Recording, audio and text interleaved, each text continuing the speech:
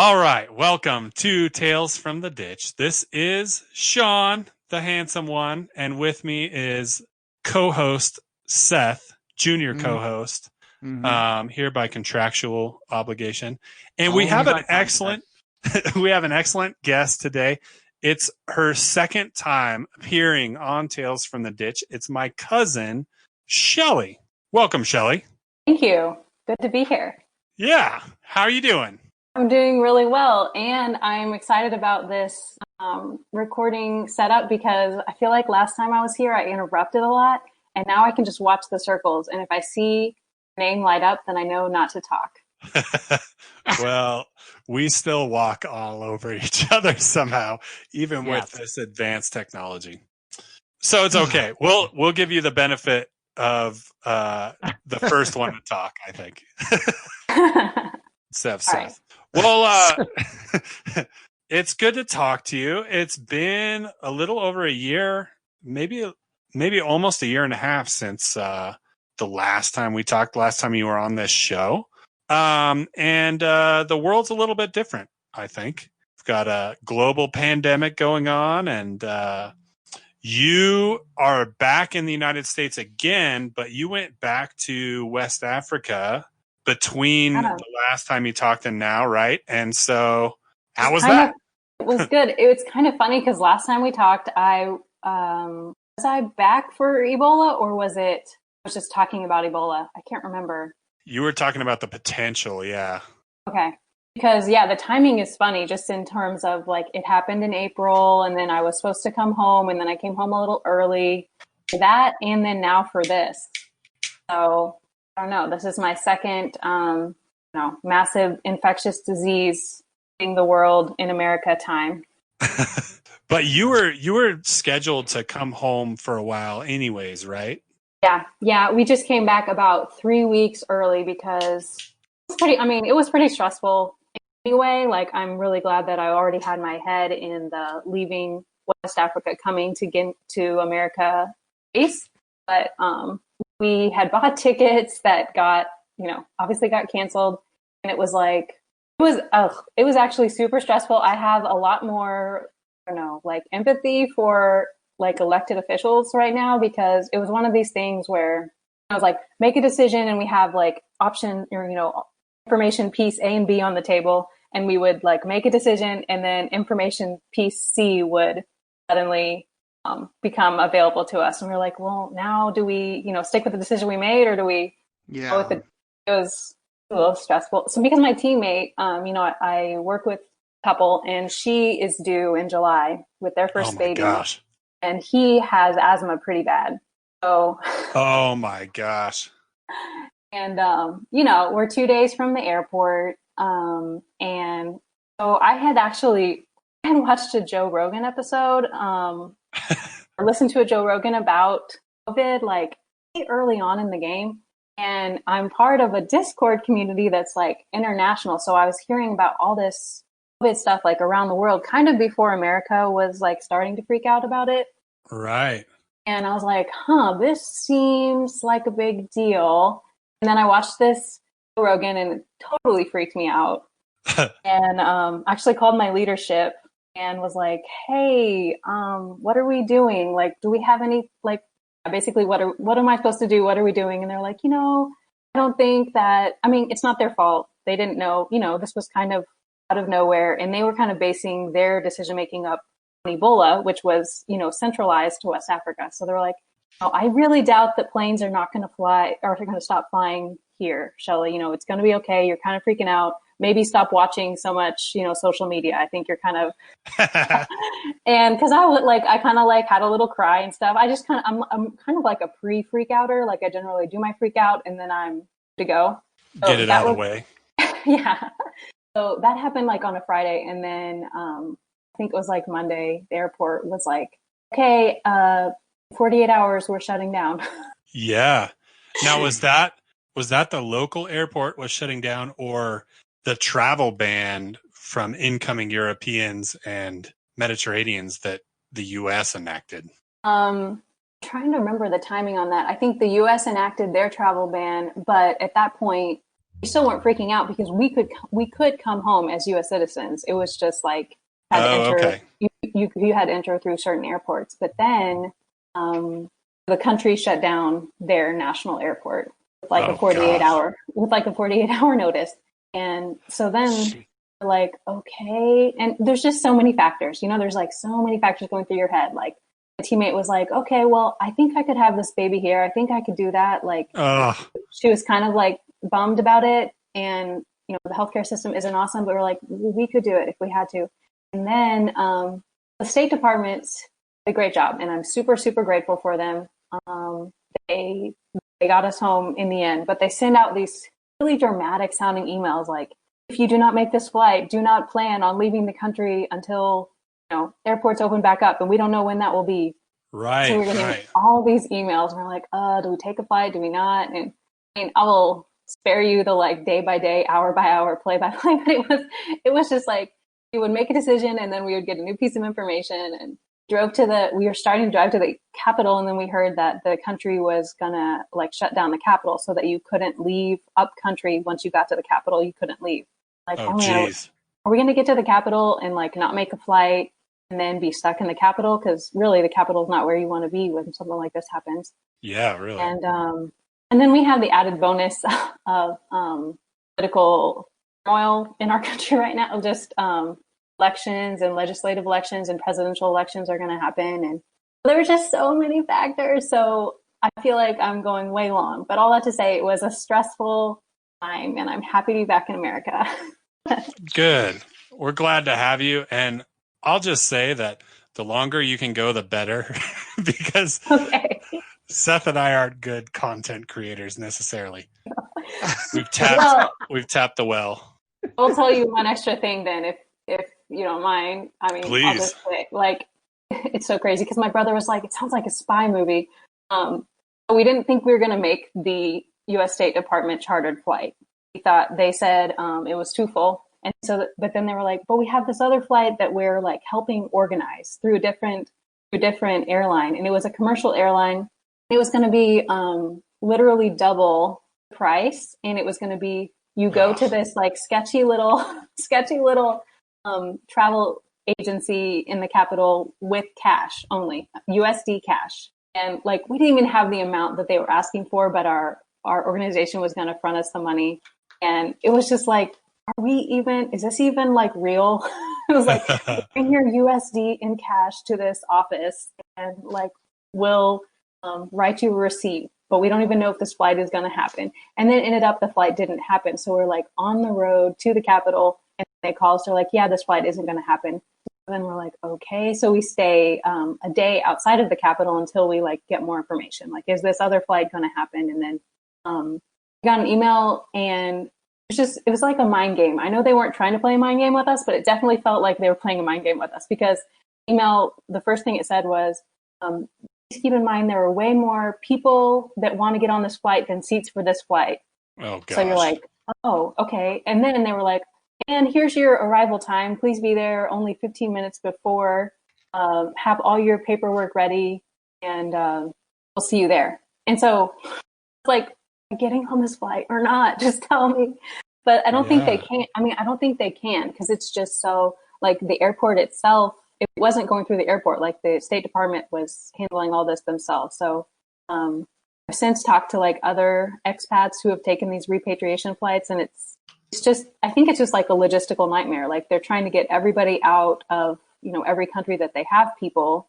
So they're just trying to like work a lot of different irons in the pot or whatever. They're trying to do all these different scheduling things. So I mean, I'm still getting emails. They're like, this is the last flight, and then the next week they're like, we've got another one coming. So it's difficult to be mad at. Yeah, I don't know. It's difficult to be mad at them because I'm just really happy to be here, but it was stressful. But I think it was stressful for everybody. So when they asked you for cash, I have a couple questions which might help you deduce whether or not it was a scam or not. Was it A, asked for unmarked or non-sequential bills, B, in a suitcase, or C, was the owner of the airline an Ethiopian prince? It's It's actually funny that you say C because it was Ethiopian Airlines that was going to do the flight. Ah, there you go. I knew it. Oh my gosh, I felt so bad because we had who works for our organization who he's a national guy, and he took the cash downtown, and I was like, that's probably more cash than he's ever seen at one time holding it. It was okay. I don't think it matters. It was $3,500 a person, and there were 3 of us. It's like $2,500 that is just whatever. I don't know, in a backpack, or I don't know how he carried it. Downtown, it's just wild. But it was like such an answer to prayer because we got it all back. Oh wow, that's cool. They didn't take a cut or like have any kind of what do you call that, rate, or they take some of it. They gave it all back, which was good. Yeah, that's awesome. I prefer to use green duffel bags when I'm doing sketchy money deals. And I always, remind them, please ask me if it's all there while looking through it, in a few seconds. And just, I try to have a leather jacket, everything when I do it. But yeah, that's how I prefer to do it. But, I do Wells Fargo, so that's kind of their policy. But, Oh man, and we were on the road. My teammate was so sick. He got so sick, and he kind of turns into, there's that joke that like men become babies when they're sick. Oh yeah, true. Fact. I definitely, in his case, I mean, it was like having a child. So he was like out, he was out of the running as far as decision-making skills. So his wife and I were making these decisions and like getting calls and getting texts on the road. And I mean, yeah, I think I've talked about the road. The road itself is like a stressful experience. But we're making these decisions and then getting these calls from the travel agency in French. And like, I speak French, but like French on the phone, it's a little bit of a gamble. And yeah, I don't know. I think I'm going to have like a bunch of gray hair from that. That sounds exciting though. I mean, it's terrible that happened, but it's pretty cool. When I think of long-term international missionaries, that's the kind of stuff I want to hear about. That's the stuff we'll be telling stories about in 20 years, that's for sure. Right. When I tell her story 20 years from now, I'm going to add more ninjas, but the rest, I'll keep the rest accurate. It's just amazing because, I don't know, as I was like following your emails and everything, because I was thinking so much about my job or local stuff. And then I went, oh, that's right. There are friends we know who are doing mission work and other people in other countries and other people living their lives. Because I have a few friends trying to do mission work in some areas in the Middle East I won't mention. But when I saw your email, I went, oh, crap, that's right. America's not the only country. And there's other madness happening elsewhere. I mean, even just that 48-hour shutdown, my blood pressure went up just the idea of, oh, I'm going to have a baby in a different country than I planned. I'm like, geez, that is just stressful to me. Yeah, the pregnancy was definitely kind of that was the priority. And like, I was even at the point where, I don't know, now looking back, I'm like, Shelly, you're an idiot. Why didn't you figure this out? But we get the email that's like, okay, be there tomorrow morning. And even then I was like, might not be getting on this flight because my teammates had like listed their health concerns on there. And so they were in a like priority class ahead of me. And I was like, okay, Shelly, you just need to be like emotionally prepared to, like wave goodbye to them and be okay with staying where you are. And like, it's going to be okay. And so, and I was super bummed. And then we find out my last name starts with a T and theirs starts with a D. So it was just alphabetical. Oh no. So we all got on. Yeah. Jeez. But I did meet the ambassador while I was hanging out in the line that took like the entire day. Came by really? Yeah, shook our hands. That was cool. The U.S. ambassador? Yeah. Is that to the country or region? Yeah, to the country. Oh, wow. That's pretty cool. Yeah, it was. I didn't know who he was until I saw there was like a security guy walking right next to him with glasses and a suit on. So I was like, oh, I think this is maybe someone important. Boston accent? I don't know. He didn't have Boston. I don't know. I don't know where he was from. I just think that'd be so dope if that's the guy we sent over. He's dropping hard R's when he's talking to him and talk about chatting, and they're they're like, there's already a language barrier, and he's just making it even worse because even in our country, there'd be a language barrier with him.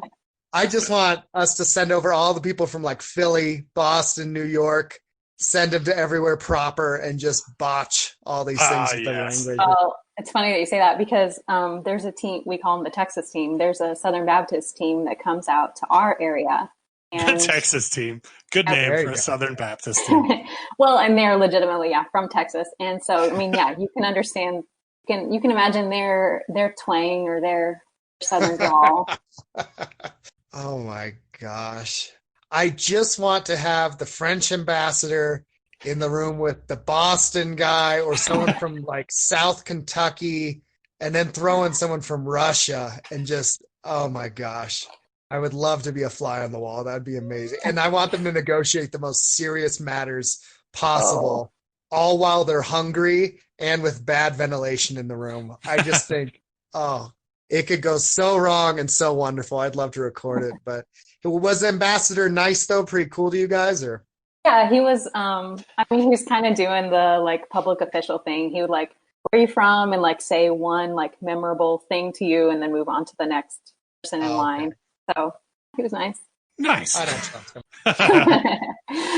Yeah, it's funny from here. We've experienced everything we see is from the news because most of us are stuck at home just watching the news.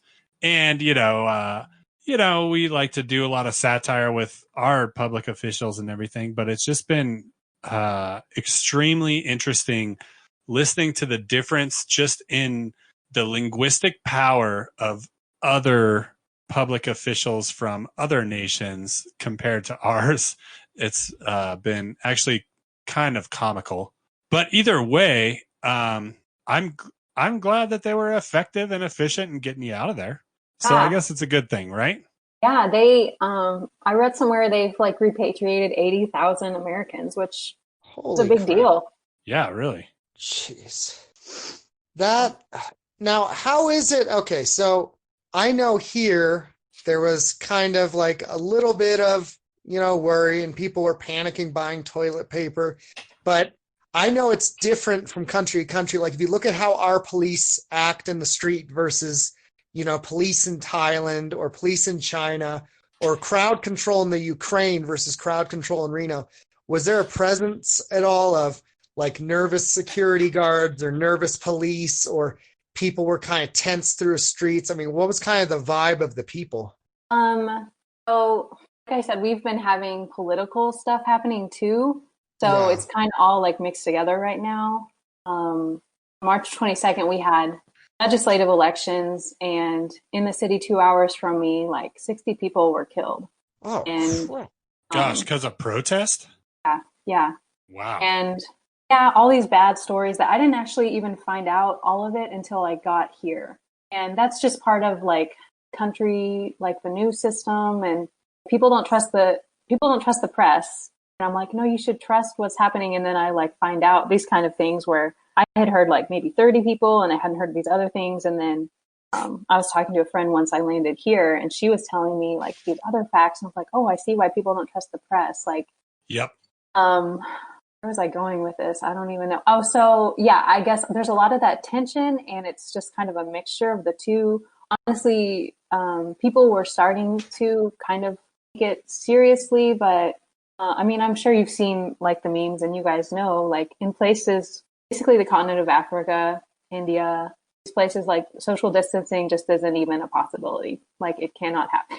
So, yeah, like physically, there's so many people in such a small area. Yeah, that's crazy. And not so much in the country that I'm in as far as like population density, just poverty, and there are more. I was telling my friend the other day, there are more people in that country than spoons or beds. Jeez. Wow. So I'm just saying, like people, in order to do your activities of daily living, you do them, with people. Wow. Social distancing just won't happen. The numbers in my country are looking okay. I mean, I think there's like less than 30 deaths. And I don't know if it's just we're like behind in the cycle, or that there's a legitimate, the warm weather does kind of slow things from happening. And And didn't Ramadan start recently?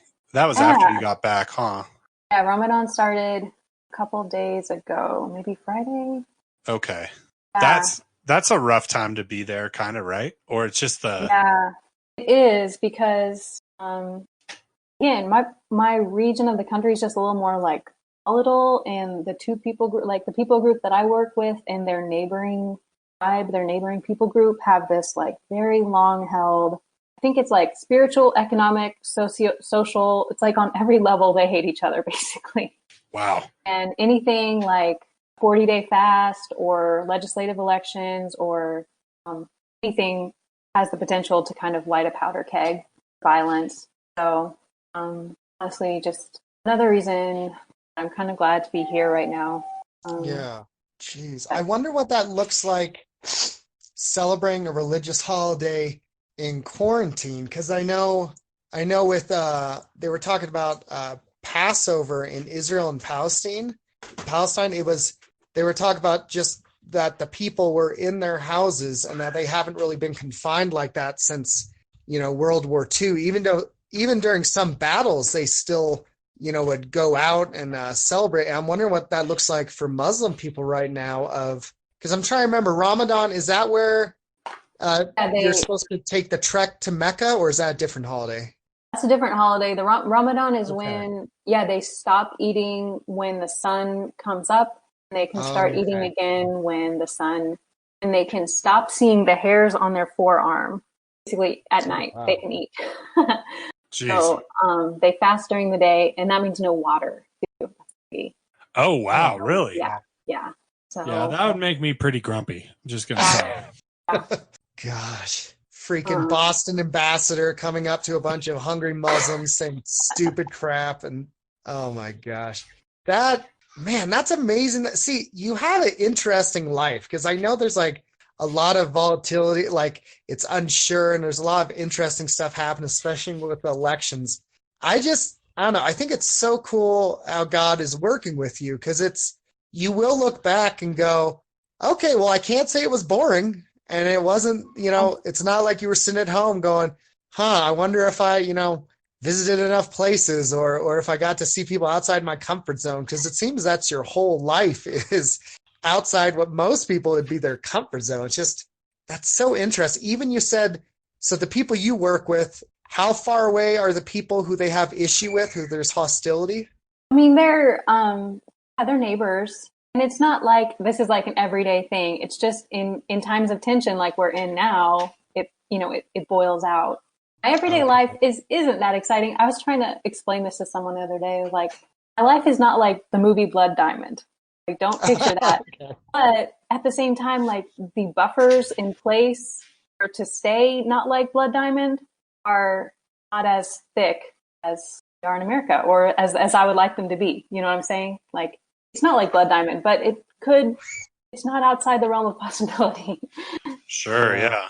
Well, and so I'm actually curious, what is it, you said like the everyday grind is not necessarily as exciting or something, but when is it that you feel most in the groove, or when you feel maybe a period during the day or project or something like that, where you actually feel like you are being used by God, like you are doing what you were created to do the most? Oh, that's a good question, Sean. Gotcha. Yeah. Well, I don't know. I mean, I guess my moments of like, this is what I came for, are when, like just random questions about Jesus or random questions about Christianity that aren't necessarily planned, and they're spontaneous, and I can tell it's like coming from a real place. But also, I work really like 5 hours a day with my two national translators on text. That's kind of like my like scheduled routine type part of the day. And you're just kind of going over the plan? And so, we're going over, they have like rough drafted scripture. Like we're doing an overview of the Old Testament right now. And so they've rough drafted from related languages into Konyanke, our language. And then I've sent that off to my teammate in the States, who's the exegete, and he's looking over what we've rough drafted in Konyanke, and he's comparing it to Hebrew and Greek. He's writing me questions back of like, are we sure this is the right word choice? Or what does this word mean? Let's make sure this is the word we want. Grammar questions. And then I'll take those questions and I'll go over them with the national translators, and I'll send him back that information. So that's mostly what we're doing. Do you like that because you are like inquisitive of God, what the right move is, or what makes that your best part? Well, I don't know that. My favorite part, like, is actually the spontaneous conversations about God and Christianity and stuff. But the routine part is also kind of comforting for me as a Westerner. I just need a little bit of routine. So it's really nice to know from like 7 a.m. to 1 p.m. I have this going for sure. Otherwise, it's just more up and down, hit and miss with other scheduling things. If I need to do with people, it depends on the season. It depends on what they're doing. And I mean, I am, I think, on the flexible end of the spectrum as far as like a time-oriented person, but still Western, and I'm still way more time-oriented and schedule-oriented than most of my West African friends. It's just kind of nice to have a little bit of schedule or like a routine in my day. Gotcha. So like you're feeling successful in that moment. Yeah. Compared to not knowing what's happening or having ups and downs and stuff like that, where there's not necessarily any validation that you're succeeding, I guess, maybe. Exactly. Yeah. Okay.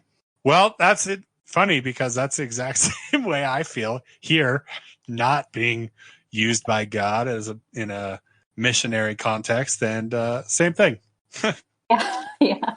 I've tried to get over it. Sorry, Seth, you talk. No, no. I think that's interesting how you and Sean both see that, because I don't know, it's really hard, because I wonder how many people should be doing mission work but aren't, and I wonder how many people like feel a conviction of like, man, I should be doing something else in another country, but they're evangelizing here and doing just fine and ministering to people. And I wonder about the balance, because like, you want to encourage people like, hey, if you hear that call, go. But also there are people here who maybe, think, oh, I'm supposed to be in another country. Why am I not doing enough? And yet every day they're talking to their coworkers or evangelists. Like we have two friends who started doing open air preaching, which to me makes me nervous and awkward, the idea of open air preaching. And yet they're having people every time like have conversations with them about the gospel and handing out stuff and talking to them. So I don't know. I'm just wondering about the balance of that, but yeah. Me too. I've been having those. I mean, I've had those thoughts for the last few years, actually, because like I was first of all, it just takes a certain amount of like zeal to get over to leave, go. You need that enthusiasm. You need that like a call, and you kind of need to be sure. But at the time, like while I was going through training, I was still in the States. I think I was like borderline obnoxious. I was like, everyone should go. Basically, if you don't go, you're not a Christian. Not really, but kind of. Yeah. And now I'm like, no, because you're right. I think there actually are some people overseas who shouldn't be overseas. And there are some people in the West who should is a harsh, but could, thrive and do well overseas. Yeah. But it's ultimately not my call to make. Sure. Yeah. Yeah. I've been trying to get Sean to go to Antarctica for like 10 years, but he resists the Holy Spirit like a Philistine. Because it's not real. Because Antarctica isn't real. It's not real. So that's a good segue to another question I have. I'm looking at the contract though, and I think I'm supposed to allow Seth to ask a couple of questions if he wants to before I get to ask all my questions, even though it's my cousin. Mm-hmm. Did you have anything you want to say, Seth? I appreciate you following the legal requirements.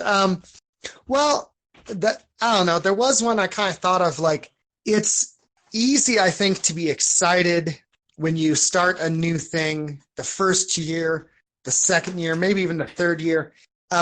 With how long you've been doing this, do you still feel passionate about it? Do you sometimes feel like you're going through the motions? I mean, where are you at as far as buy-in, like being excited about what God's called you to versus the first year you started?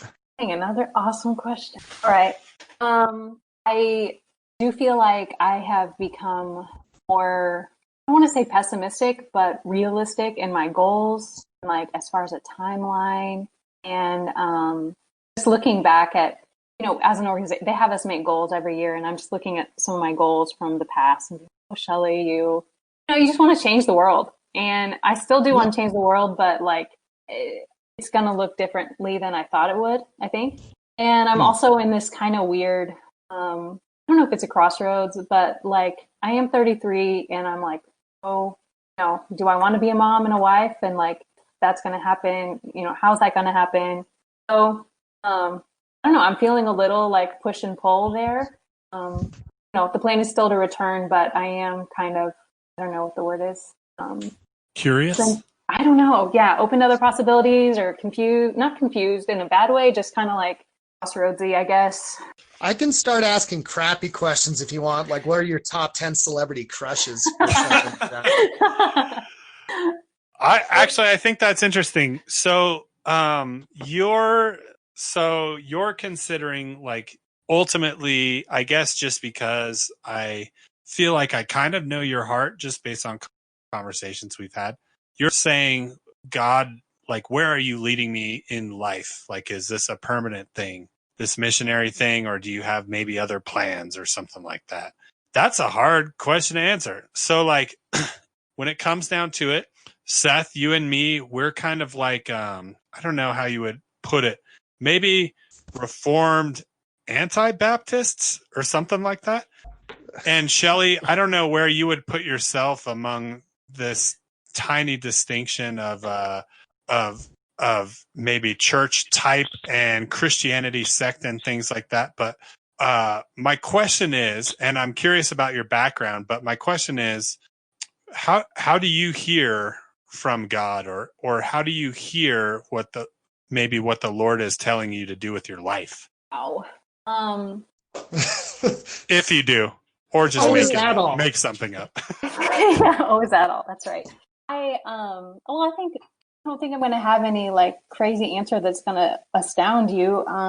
Prayer, reading my Bible, trying to listen to people that I trust. So am I the only one that shakes out chicken bones? No, I've got some neighbors in West Africa that do that too.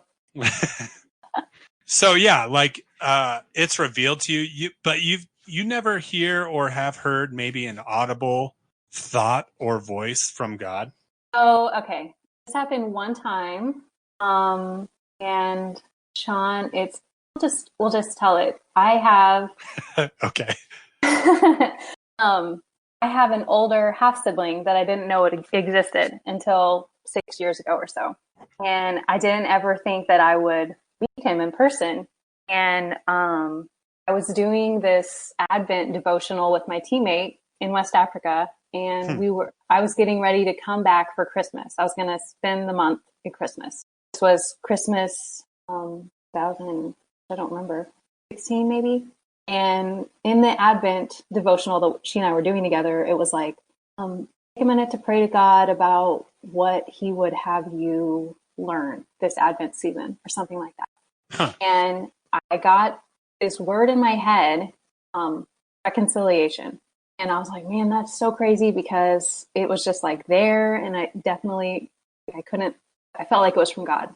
And I told my teammate about it. And at the time, I actually thought it was addressing like a different familial issue that was going on, like in another part of the family, where I really did want this relationship to be reconciled, but I didn't see how that was going to happen. And I was like, hey, when I'm home, like we're going to have a heart to heart, and it's going to be better. I thought it was going to be this other relationship, but it wasn't that relationship.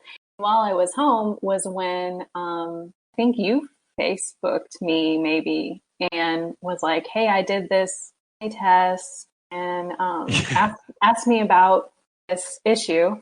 And then while I was home, my sibling like Facebook friend requested me. And right. That was kind of the beginning of the relationship that I have with him now. And we're not, like, we don't talk every day or even week or even month, but I'm super like grateful for having, I guess it's technically not even reconciliation, since we never like we never reconciled, if that's a word. We never read. I don't know. Yeah, but that is what I felt like God I mean, it was really divine timing that like I was home and like we got to sit down with my siblings and like talk it out as a sibling group. And you know, we could have done that like over Skype or Facebook or whatever while I was away, but it was really special kind of like process that as a sibling group. And that is the one story as far as like some kind of audible voice. That's actually really cool. That's crazy. I actually really like that story. So, and yeah, this is the first time I've heard that. You didn't tell me that. I'm trying to remember because when I saw you last, I don't know if we were ever never alone. I don't think. Right. Never in a good spot to talk about that. Yeah. For sure. That's cool. So yeah, I'm actually, you know, that I and Seth, for that matter, kind of come from a more Pentecostal upbringing. Mm-hmm. And so, you know, hearing from God is something that you should be doing constantly. And he should be speaking in audible ways or through chicken bones. And mm-hmm. I think since I've kind of recovered from that lifestyle a little bit, I've been so nervous about hearing the audible voice of God, or even just hearing like what God is saying through the word or wise counsel or close friends or something like that. So I'm just kind of curious about it. It interests me, you know, somebody uber spiritual that does the mission of God overseas for a living. I would think would have an interesting perspective. So that's kind of cool. It's actually, the cool thing to me is that it's like you're not hearing this crazy, audible, earth-shaking voice booming to you in the middle of the night, because I've been told I'm supposed to, otherwise I'm not saved. So, well, and like, you know, in the Muslim world, dreams and visions are happening, and I think that's awesome. And I don't doubt those stories at all. Just think God's going to do what God's going to do, and in a lot of the Muslim world, they don't actually have the word of God in their own language yet, and they're not in contact with Christians. So like 2 of the 3 ways that we listed as far as hearing from God, you might not have access to. So he uses dreams and visions because that's the way. Yeah. Right. This is the way. He's connected with Verizon. Yeah. Seth, how do you hear from God, if you can succinctly explain that? Skype. All right. No. God H Christ. Oh yeah. Not the other one. No, so with me, I'm not listening for an audible, voice in the distance, but I do believe, if the Holy Spirit really indwells within us, then he's going to work through our thoughts, emotions, logic, people, many things. So it might be that I just get some thought or sense in my head and I go, I don't think that was for me. So I'll run it by a few people. I'll ask another pastor. I'll run it by my parents. I'll tell people to pray about it, to confirm it. I'll look through scripture, see if anything speaks to me. And then I might have someone who comes up to me and, confirms what I was thinking. I'll keep pursuing it. So for me, it's kind of a process. I get a sense or a thought or a feeling or just kind of a direction. And then I spend time confirming it. And I even sometimes pray, Lord, I'm going to go this direction. If that's not you, I know you have the power to close that door or to guide me somewhere else, but I'm in good faith going here. And I'm kind of following the pattern in New Testament of when they would say, it seems good to us, or it seemed good to us. I'm not saying this is the word of God. I'm not saying it's infallible. I might be wrong, but it seemed good to me that this is how God's speaking to me. I'm going to try to confirm it. And outside of a prophet, telling you something or the word of God, you're not going to really get these infallible things that you have 100% guarantee of, there's no way this could be wrong. I think we have to discern spirits and think through it and use our emotions and our logic, have the heart and mind kind of working together, and just be prayerful, just always praying, always working through it, even asking questions of, well, does this line up with how God works? Does this line up with his character? Does this seem like a direction that would give him glory, and just so it's a process for me. That's pretty good. I think that's wise. Well done. I'll admit to that. All right, I appreciate it. Thank you. You still there, Shelly? I'm still here. I have nothing. I think that was a wise answer as well. Sean and I aren't used to complimenting each other, so we didn't know what to do with the awkward silence. That was actually very succinct. The thing is, as you know, Shelly, we really don't. Seth has an idea of the questions he'll ask. I have an idea of the questions I will ask. And usually the guest has an idea of something they want to talk about. And it's kind of just a fracas. So for Seth to answer something in a way that sounded like he wrote an essay on it was pretty impressive. Oh, goodness. I think it's a really good question to ask. How do you hear from God? Because then if you're evangelizing even and someone says, well, if I'm a new Christian, how do I hear from God? You go, oh, well, shoot, that's a really good question. Because if you're going to worship him, how are you going to interact with him? So, thank you. Okay.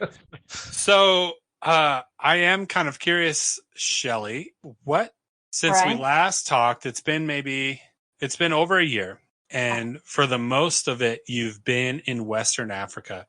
Yep. Spiritually or mentally, what has changed? This last term has probably been the hardest. This is my third term. And just as far as trauma, some hard things happening during the term. Good things, but hard things. I volunteer. Do you know the Mercy Ship ministry? Have you heard of that? Yes, yeah. So they came to our country, and they came to the city near me, and I volunteered to help, and I'm really glad that I did it. And I'm so grateful for the experience. But it was kind of it was hard. They came and they did screening, so they do under 10 specialized surgeries, something like that. They have specialized surgeries that they can do and specialized ways that they can help people, and it's an amazing operation. Logistically, they tour the country and they set up for one day, and they screened 1,000 people in that one day, and they could take about 100 from each city. So you're turning away 90% of people. We did that day, and they had me pray with people who were turned down. So I saw some really sad things that day, and that was one thing that happened, and I'm still processing through some other just hard death things. West Africa doesn't have a great healthcare system. Death is just, it's just more in your face there. And I think we talked a little about this. I started listening to Jordan Peterson. Yeah. And then just because I liked his handling of suffering. And I was thinking a lot about suffering and not finding not finding big enough answers, or the answers that I wanted or needed or something in just my normal American preaching people, Yeah. Yeah. And from him, this is just on YouTube. There's this Christian Reform pastor out of Sacramento that has a YouTube channel that kind of took some of Peterson's content and did commentaries on them from a Christian perspective. And so then from him, this is all kind of this chain of events. From him, they started a Discord community kind of based around him, sort of, and his following. So I've been part of this online community of people all around the world who are Catholic, Orthodox, atheist, Protestant. And it's been really, really good for me. Just hearing how different kinds of Christianity answer some of these harder questions, and processing through some of that stuff. It's been a really good community for me to be in this last year. That's awesome. So yeah, I'd say I'm just a little as far as how I am mentally or emotionally, whatever. I feel like I'm higher in my openness, on the openness spectrum these days. Mm-hmm. Still, solidly believer in Jesus and stuff. Just I feel like a lot more willing to listen and consider ideas that I might not have been willing to 3 or 4 years ago. Yeah. Yeah, That's interesting. there's a Greek Orthodox channel that I actually was following, and it was funny. It's a totally different tradition, different country, everything, and yet I found myself listening, going, "Wow, the way this guy talks about God is like poetic." And it actually was good. Where I thought, well, if you even get a few good things from them, even if you disagree with the rest, well, take the meat, leave the bone. Like, why not get some good things? Like, if I have a Catholic friend who says something true, truth is truth. If he says, I go, huh, that's a good point of view. I've never, thought that way. And it's just, I think that's healthy. You're doing that. I've had some of my best discussions on spirituality were with people who adamantly disagreed with me, but it brought me into a greater depth and appreciation for not just their view, but my own view. So that's awesome. You're doing it. It's been really good. Really Who good. who was the pastor in Sacramento? What was his name? His name's Paul Vanderclay. Oh, okay. I'll have to check something out. Yeah, I think you'd like him. He covers. He also spent time overseas, and I could tell like right away when I listened to him. Before he even said he had done that, I was like, this guy has lived as a minority somewhere, because he just was able to transmit his message in a way. I could just tell in his communication style. I really like him. Vanderclay with a K. Now, you talk about kind of connecting with this group in terms of understanding suffering. Suffering is something that I think you probably have experienced or witnessed to a greater degree than we do in the U.S. But is that true? Would you say? Over there in West Africa, is there a lot more suffering than in Arkansas or Nevada? It's interesting because I think the West has created a lot of its own suffering, just with way we lack a lot of people lack a community, especially people outside the church lack community, and just our suicide rate. I don't know. I feel like it's a different kind of suffering in West Africa. Maybe it's more prevalent, or not prevalent, sorry, overt. This person doesn't have enough rice for the winter, or, for the growing season, they may starve. It's more maybe like a physical poverty, whereas maybe the West is more a relational poverty. But yeah, that's good. So, would you say that you think suffering kind of exists everywhere, just in different forms, or do you think there is a collection or a higher density of suffering in certain places than others? I definitely, Africa as a continent, India, these places that are, so undeveloped and so very poor, suffering is definitely more, I feel like just like almost like elemental to their society almost. And I do think just our kind of like a Christian heritage that the U.S. did have or does have, there's at least some like hope. There's a sense of hope. Whereas that is kind of what tends to get me down. I'm thinking about the long-term future of my home, of West Africa, as far as the corruption that's kind of there on every level, from the family unit up. It is lying, and it's corruption, it's jealousy, and making it sound awful. But I'm just saying, it's harder for me to see the hope there. But I mean, I know there is, because Jesus in the gospel. It's just I think that's the only way that long-term change will happen. Lying, hope, and corruption sounds like the U.S. to me. So, yeah. So I don't know. Funny perspective. Yeah, it's true. It's just interesting to me because I feel like there's probably a balance between the two. You can say, hey, there's suffering everywhere, but it's just in different forms. Some people are suffering spiritually and not physically, and some people are suffering physically. But I don't know where to land on that. I just know that in my experience, sometimes there's like groups where and I could say biblically, through the narrative of biblical history, there's groups that have suffered more than others, and sometimes that suffering was imposed by God in order to turn people to him. And sometimes that suffering was like a result of it was like a consequence of choices or something like that. But I definitely think like right now, like I would say that I am experiencing a smaller amount of suffering than almost everybody I know, because I love the quarantine. I love working from home. I love not hanging out with people. And so it's like been great.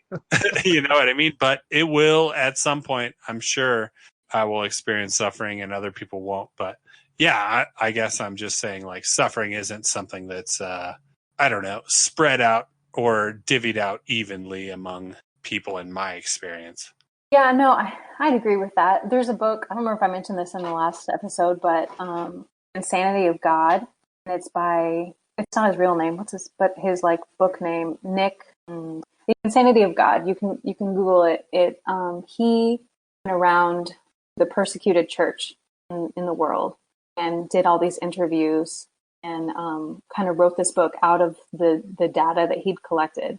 And part of his point was West lacks like a theology of suffering, which kind of goes back to what I talked about earlier. Like, I just feel like both secular and Christian West are just like, I don't know, uncomfortable with the topic, even though it's so, everybody suffers. Yes. Maybe, so, is that Nick Ripken? Yeah, that's the one. Okay, cool. It's interesting because that's the one thing we all have in common is suffering. But in the West, I feel like the majority of our energy is in trying to avoid it. So why would you want to try to sit down and talk about something that you're terrified of, that you're running from? Because so much of our culture, even our safeguards, it seems, is structured around avoiding suffering, preventing suffering. And we're just, and we've become terrible at even handling or discussing it. And with death, I feel like. Yes. Well, we're coming up just about on time, so this can go long. Last time you were here, we asked you the super important question, what's better, cake or pie? We have another question to ask now. I don't know if you're up to date on the podcast, but our question has changed. But has your view changed on cake or pie? No, I'm still in the pie. I'm still strongly in the pie camp. Amen, sister. Oh, Godspeed. Okay, so the new question is, Seth, tell me if I'm wrong. I think the new question is, what was the best physical fight you've ever been in? Oh my gosh. That? Oh, maybe it is. Don't you think it is? That all the time. It's like the last 10 episodes. The last one, I watched your most recent one, and we did talk about fighting. I have, like, literally, those can be counted on one hand, possibly 3 fingers. Okay, fair enough. And it's not even that epic, but I'll just say it. We were fighting over the remote control, and I was like, maybe 10, and my brother was maybe 7. And he gave me the most, like, the bloodiest bloody nose ever. My mom actually she called the doctor. She's like, it's not stopping. Like, I remember like bending over the sink, and she's like, it's not stopping. He's like, just wait a minute, it'll stop. And that's what I got. That's what I got. Did you get any shots in? I don't remember. Probably, maybe, but he got me good, and he got the control of the remote control. Oh my gosh. Is he Orthodox or Southpaw? He's Orthodox. What is that have I met him, her brother? I don't think so. Okay, so that's not the one who punched me. No, different cousin. Okay. Wait. Oh, I think I probably the cousin that you speak of. One time, Neil. Okay. Yeah, okay. Neil was in town, and we were all hanging out. I don't know if you want to tell the story, Seth, but it's probably Go ahead. Probably better than my remote control story. I can't quite remember. No, it was about the same. I can't remember what the deal was, but I think Neil is a year older than me, and he was in town. I was one of your other friends. He thought I was Kevin. Yeah, he thought you were just left. Yeah. Yeah. So I had told Neil, I had kind of filled Neil in on my life, and I was just saying, "Hey, you're my older cousin. This is the first time you've ever been in town." So this is kind of the lay of the land. And I told him about this other friend I had who had kind of been I don't know how you would say it, a little betrayee or a little had decided at some point he didn't really want to be my friend, but couldn't tell me, so he just like did weird social things to make it clear. And so Neil was a sweetheart in one way and a jerk in the other way. Said that he was going to, I don't know, actually I should have Neil tell this story, but he said that's not cool, and he ended up punching Seth because he thought Seth was the person I was talking about. Wow. Yeah, and that was the last time Seth and Neil saw each other. Yep. First and last. And the good news is, like a good Christian, I have held a grudge for 28 years. So, yeah. Well, that's good. You guys know the Enneagram personality typing? Have you heard of this? Oh, God, yes. Oh, yeah. I'm a 4. I used to be an 8, and now... Sean. The weird thing... You were an 8. That was my guess for you. I was an 8. That's the thing, is Seth was a 4. And so we had this whole big thing at our church, and they went through all the different personality types. And they said, oh, 1, you're this. And, people in the crowd, we had like 150 people there. They said, oh, yeah, that's so true. So true. And then they get to 4s and they go, oh, 4s, these guys are just jerks. Always think that they're more creative than everybody else. Emotional tornadoes was the term. Complete emotional tornadoes. Yeah. And so Seth and one other girl were the only 4s. And so it was funny. And I was like, oh, that makes sense about Seth. But I'm an 8. And so I'm so powerful. Anyways, so I was an 8 and operating on that pretense for about 3 years, would you say, Seth? Yeah, about 3 And I years, recently had to retake the test because of several reasons, but mostly that my personality has swung in a different direction drastically recently. And so I take it again, and I'm a 4, and I go, that can't be right. Those are the emotional tornadoes. I'm not that. And then I took it again, and we have like something that essentially like our church sponsors our leadership to take this test. And it's like an hour and a half test to figure out what type you are. And again, I scored as a 100% 4, non-resourceful, 100%. Hey, So I just moved. I didn't get better. My wing, I believe, is 5 from the best I can tell. Yeah, I was reading, so I haven't taken, I guess, any kind of official test. I read a book, and then I just recently reread it, so I'm just thinking about it. And honestly, you were like the one person that came to mind when I was reading A's. Good. I was. That was me. I'm a 2. Oh, resourceful or non-resourceful? I don't know that lingo yet. It's also I've heard it said elsewhere as gosh, what did they say? Seth, they don't say resourceful, they say there's another way to describe it. Dang healthy? It, yeah. I don't know. yeah, basically healthy. Do you serve people to the point of being burnt out and feeling unappreciated? Oh, okay. I try not to do that because actually I do think Africa has kind of chiseled that out of me. Like I was like that. But if I had stayed like that, I wouldn't have been able to stay on the field. Okay. I would have just like given all my things away and moved home. There you go. I declare you resourceful. There you go. Okay. So it's basically like healthy, non-healthy. Sounds like. Yeah, it's how you pull from it. Like, and it's not like all the time you do that, but what's your tendency of, like a 3, you might be effective in a healthy way, or are you doing it to cover up shame? And are you pulling from that tense? And then you're trying too much to be effective and too much into work and a workaholic. And so, yeah, it's all basically healthy, unhealthy, and the way you go about it. So, if you got like a 2 will go to a 4. When I'm emotionally healthy, I'll like take on traits of a 4. And then when I'm unhealthy, I'll take on traits of an 8, which is definitely true. When I get stressed out, I just get like combative and not logical. Yeah, that sounds like my 8 self.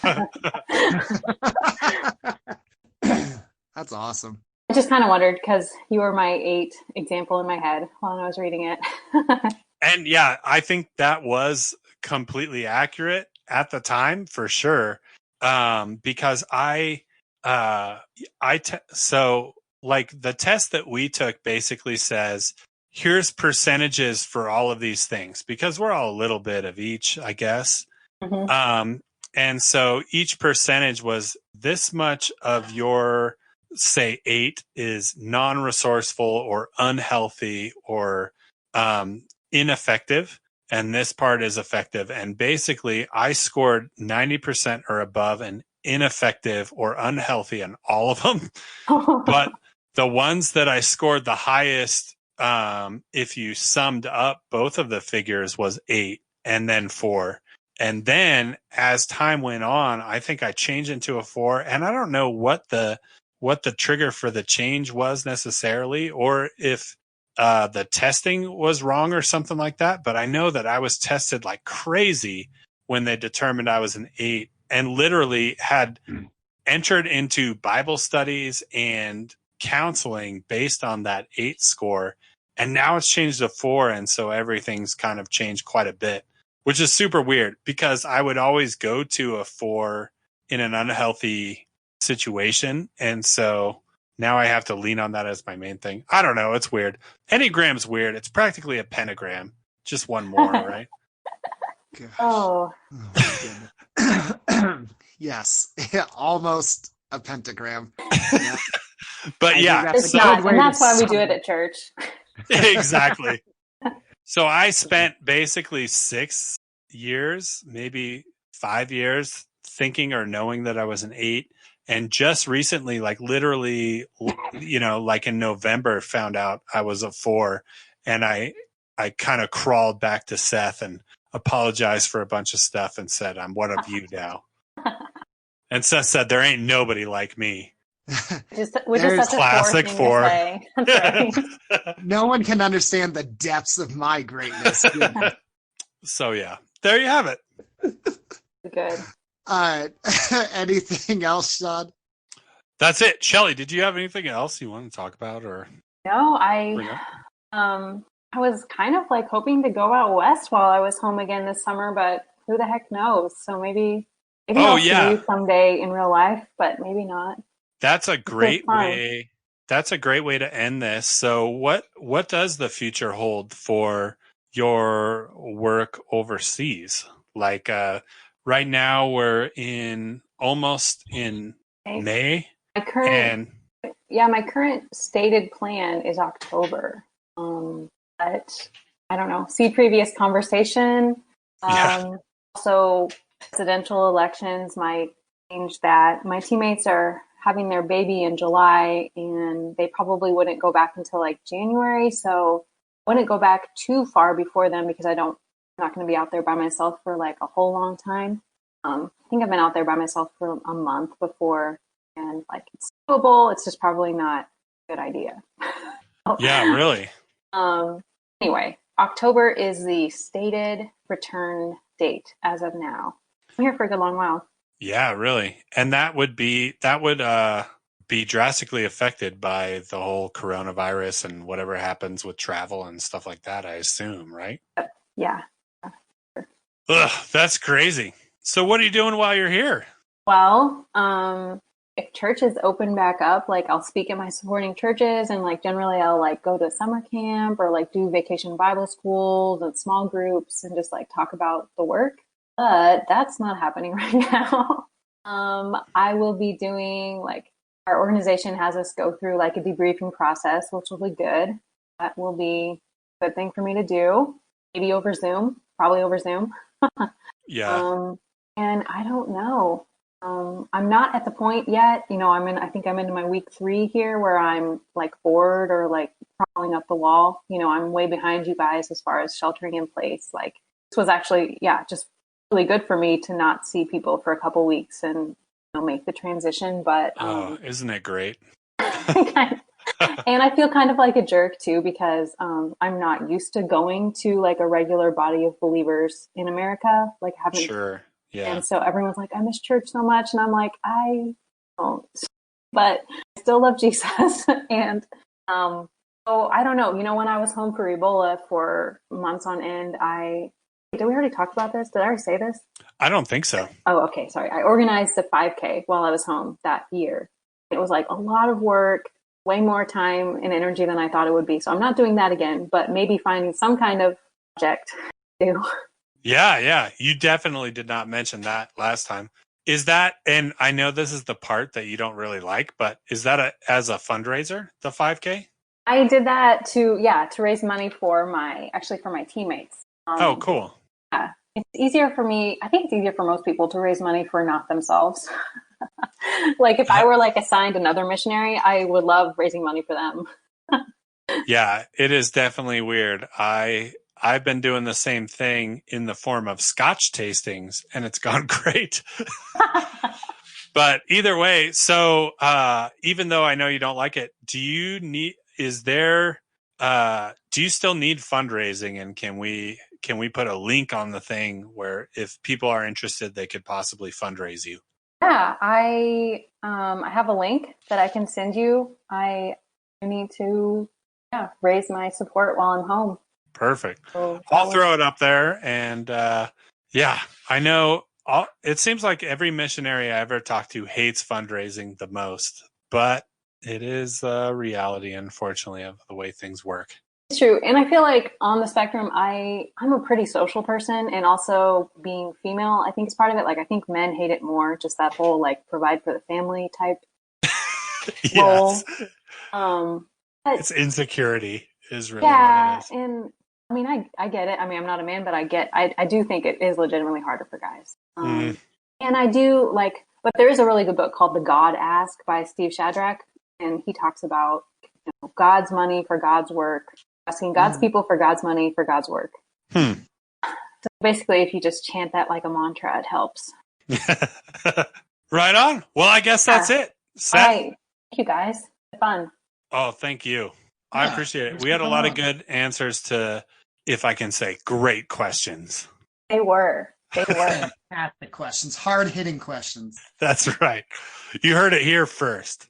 Well, thank you. And we're praying for you. We, unfortunately, the way editing works, we edited one of our podcasts way too late to hear the need to pray for you. But I believe in God's ability to use time travel in order for prayers to work. So we had our listeners pray that you could safely get home, and you did. So I'm assuming that's a miracle based on our listeners.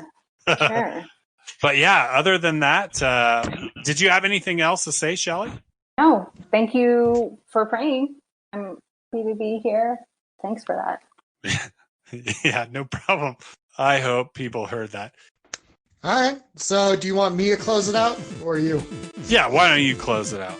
So talesfromtheditch@gmail.com if you want to harass Sean or send us a money scheme from Nigeria or Ethiopia. If you have questions about the guest today, message, emails, or if you just want to donate money for beer, please feel free. In these hard times, we need it. So this was Sean and Seth with Shelly and Zip It Up.